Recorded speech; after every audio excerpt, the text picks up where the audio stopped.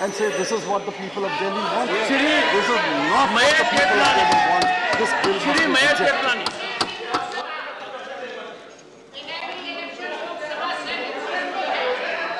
Shri Mahesh Ketlani.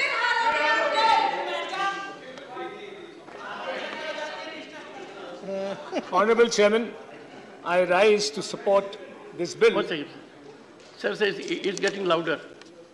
Decibel level has to be, is getting louder, sir. Yes, Mahesh Ketlani. Sir, Dr. Singhvi, in his opening remarks, said that he made a lot of uncharitable comments, that this was a bill, hunkar ka natija, his exact words. He also said that we were Alice in Wonderland, constitutional arrogance.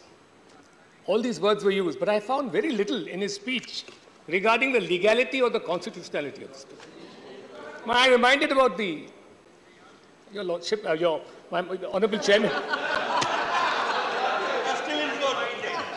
Very difficult to wear two hats on the same day.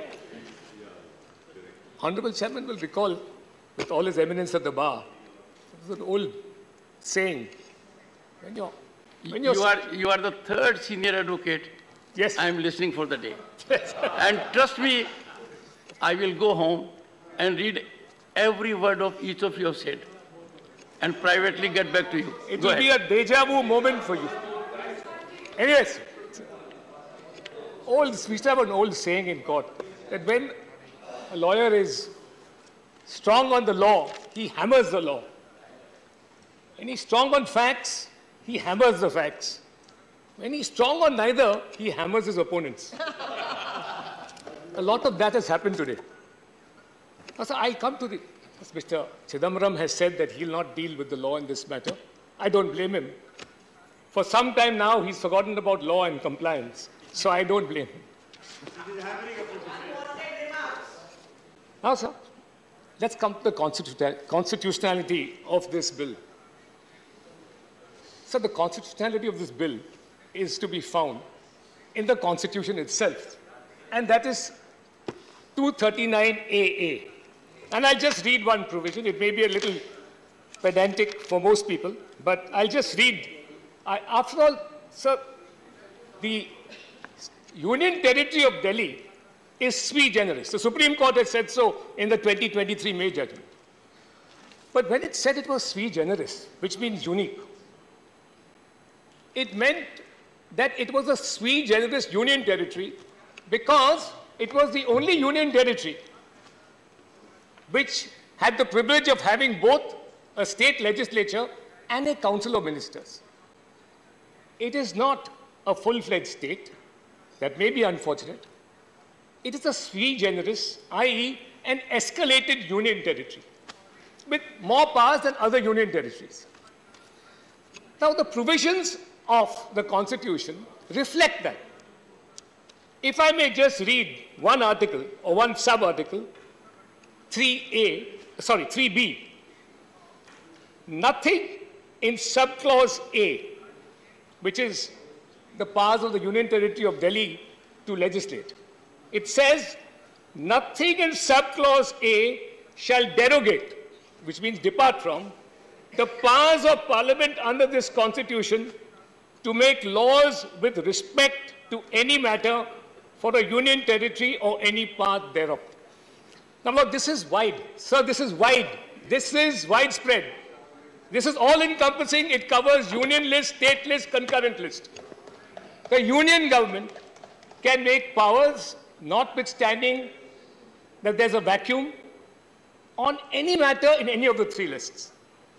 So the ultimate power of the Union Territory of Delhi still vests, notwithstanding the fact that it's a sui generis Union Territory, ultimate power vests in the Union.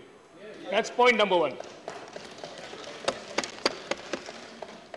Now, so what does the bill do? This really is a battle about control of services.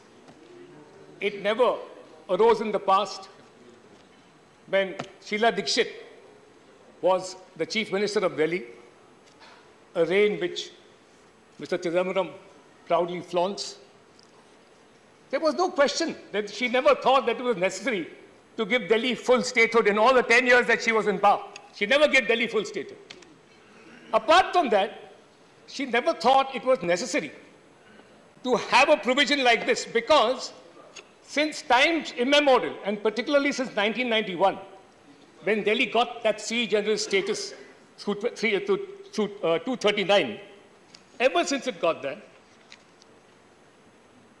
it was almost accepted. It became a matter of convention that the powers of control over the services would vest in the union. And it did in fact happen. That was because the seat of government is New Delhi, of the union government. Parliament is here. Foreign diplomats are here. Embassies are here. So the seat of power being in Delhi, control over services in Delhi vested in the union government, and it passed muster over successive administrations. It was never questioned. Now, what does this bill do? This bill actually reflects the sui generis union territory status of Delhi. And I'll just read one provision. 45E is crucial. In the matter of transfer of postings, postings and transfer of the services, 45E creates a new body. It creates a body, an authority, known as the National Capital Civil Service Authority, to exercise powers conferred on and discharge the functions assigned to it under this part.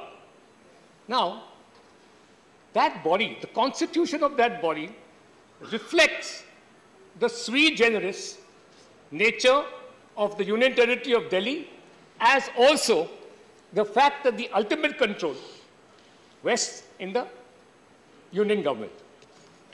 So, the authority referred to in subsection 1 shall consist of the following members, namely, the Chief Minister of the Government of National Capital of Delhi, who shall be the chairperson of the authority ex officio, and the other two members will be, so the Chief Minister of the Government of the National Capital Territory of Delhi is the ex officio chairman of the authority that will deal with postings and transfer.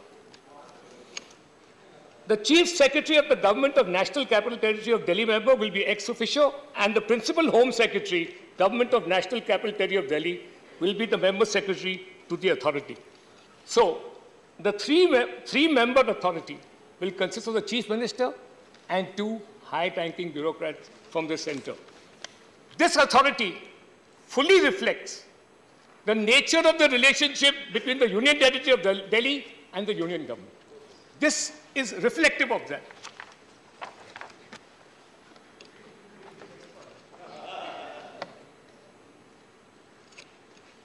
Now, sir, what is the reason for this departure, if I may say so? This has been going on, as I said, since 1991. Control postings of services is within the jurisdiction of the Union government. I see none whatsoever. The only change of circumstances that seems to have taken place, if I may use an analogy from cricket, with the respective parties who are chiefly concerned with this change, AAP, Congress, and the BJP, is that the Congress, who never had any problem with this issue about control of services, has now, like a batsman who has lost form and hasn't scored a half century for 10 years, is now seeking an alliance so that it can inch towards its first 50. The AAP is like a cricket team whose captain has been caught ball tampering. A vigilance report exists, and suddenly they want to become vigilant about the vigilance report. The BJP's present government is the third umpire. We want to stop this nefarious practice. A convention, a wholesome convention for better administration and for effective administration of the Union Territory of Delhi by the Union government now needs to be made into law, lest people subvert the services and hide the corruption. I wholeheartedly and with all the vigor at my command support this. Thank you, Chairman.